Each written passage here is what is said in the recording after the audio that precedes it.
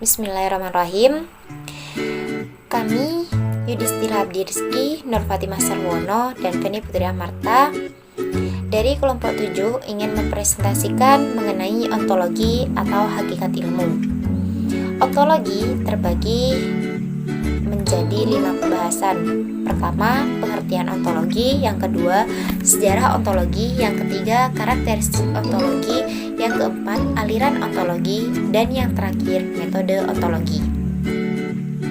Baik, mengenai pengertian ontologi. Secara etimologi, istilah ontologi berasal dari bahasa Yunani yang terdiri dari 2 kata yang berarti ontos dan logos. Ontos artinya ada atau keberadaan, sedangkan logos studi atau ilmu. Jadi, ontologi dapat diartikan sebagai ilmu atau teori tentang wujud hakikat yang ada.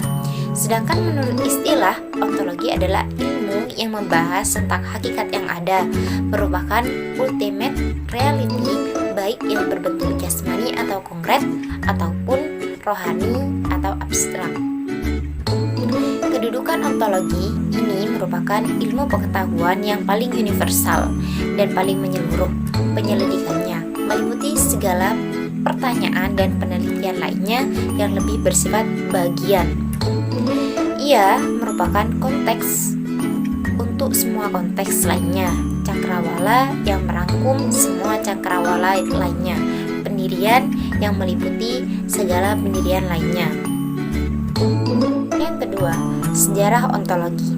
Ontologi pertama kali diperkenalkan oleh Rudolf Gottsleinius pada tahun 1636 Masehi untuk menamai teori tentang hakikat yang ada yang bersifat metafisis.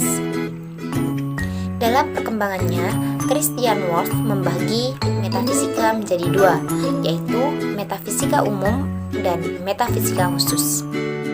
Metafisika umum dimaksudkan sebagai istilah lain dari ontologi. Namun, pada kenyataannya, ontologi hanya merupakan bagian pertama metafisika, yakni teori mengenai yang ada, yang berada secara terbatas, sebagaimana adanya, dan apa yang secara hakiki dan secara langsung termasuk ada tersebut. Adapun objek material ontologi ialah yang ada, yaitu yang ada individu, ada umum, ada terbatas, ada tidak terbatas, ada universal, ada mutlak, termasuk kosmologi dan metafisika, dan ada sesudah kematian maupun sumber segala yang ada. Objek formal. Objek formal ontologi adalah hakikat seluruh realitas bagi pendekatan kualitas, realitas terampil dalam kuantitas atau jumlah telaahnya menjadi telaah monisme, paralelisme, atau pluralisme.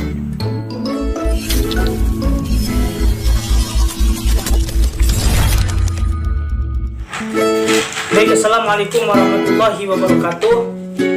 Saya Yudhistira Abdi Rizky. Di sini saya akan melanjutkan presentasi dari kelompok 7. Yang pertama mengenai karakteristik ontologi, yang kedua mengenai aliran-aliran ontologi. Baik, yang pertama adalah karakteristik ontologi. Nah, karakteristik ontologi di sini bisa disederhanakan menjadi beberapa bagian. Yang pertama adalah ontologi adalah sebuah pelajaran atau studi yang mengenai tentang sebuah arti ada dan berada. Ciri-ciri dari studi ini adalah yaitu tentang esensi dari dirinya sendiri. Adapun menurut bentuknya itu selalu mengutamakan hal-hal yang abstrak. Kemudian yang kedua, ontologi adalah cabang filsafat yang mempelajari tata dan struktur realitas dalam arti seluas mungkin dengan menggunakan kategori-kategori, yaitu seperti ada atau menjadi, aktualitas atau potensialitas, nyata atau penampakan, kemudian esensi atau eksistensi, nah kemudian kesempurnaan, ruang dan atau waktu atau perubahan, banyak contohnya dan sebagainya.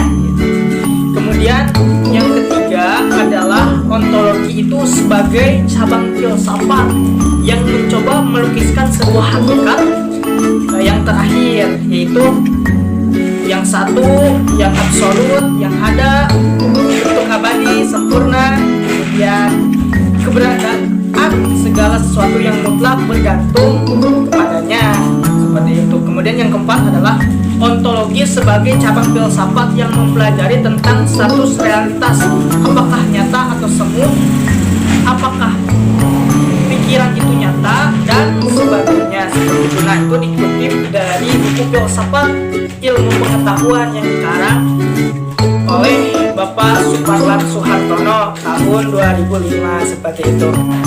Baik, pembahasan selanjutnya yaitu mengenai aliran-aliran ontologi. Nah, di sini ada 5 aliran yang insya Allah akan saya bahas. Yang pertama adalah aliran ontologi monoisme. Paham ini menganggap bahwa hakikat yang asal dari seluruh kenyataan itu hanyalah satu saja. Jadi satu, ya, monoisme itu satu. Tidak mungkin ada dua. Haruslah satu hakikat saja sebagai sumber asal, baik yang asal berupa materi ataupun berupa rohani. Tidak mungkin ada hakikat yang masing-masing bebas dan berdiri sendiri. Istilah monoisme ini oleh Thomas Davidson disebut dengan block universe. Nah, paham ini kemudian terbagi menjadi kedua bagian. Yang pertama adalah materialisme, yang kedua adalah dualisme. Nah, aliran materialisme ini menganggap bahwa sumber yang asal itu adalah materi, bukan rohani. Dualisme sebaliknya, segala sumber aliran ini itu adalah rohani atau bisa disebut dengan spiritualisme. Nah, itu bedanya dari materialisme dan dualisme. Kemudian aliran yang kedua itu adalah dualisme.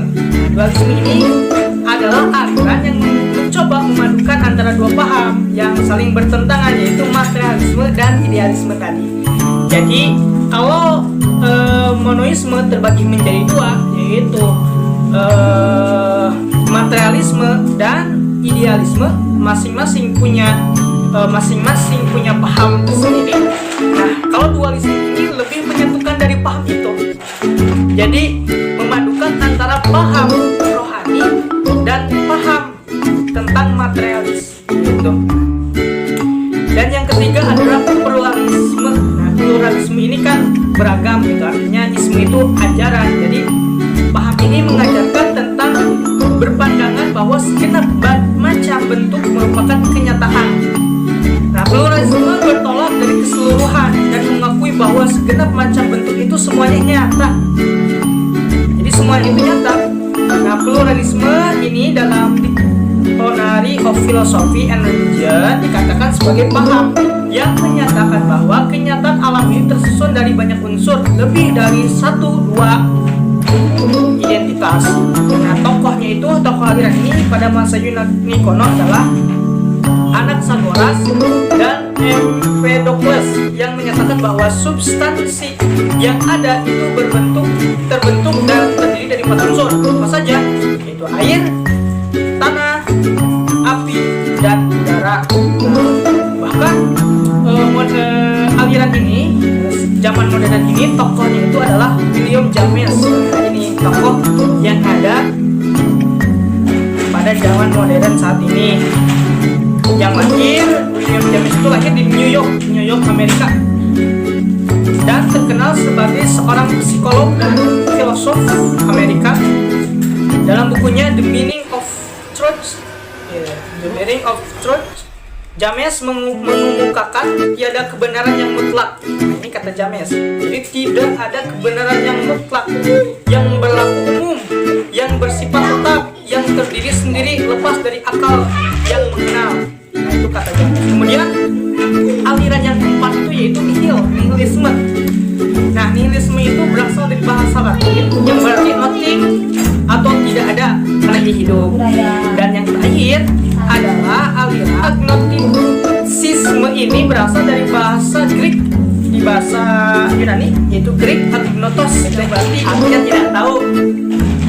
Nah, timbulnya aliran ini dikarenakan belum dapatnya orang mengenal dan mampu menerangkan secara konkret akan adanya kenyataan yang berdiri dari sendiri dan dapat kita kenal. ini sangat luar biasa, pembahasannya sangat banyak. Nanti bisa dibaca di makalah kami. Terima kasih atas perhatiannya. Mohon maaf apabila ada kesalahan. Wassalamualaikum warahmatullahi wabarakatuh.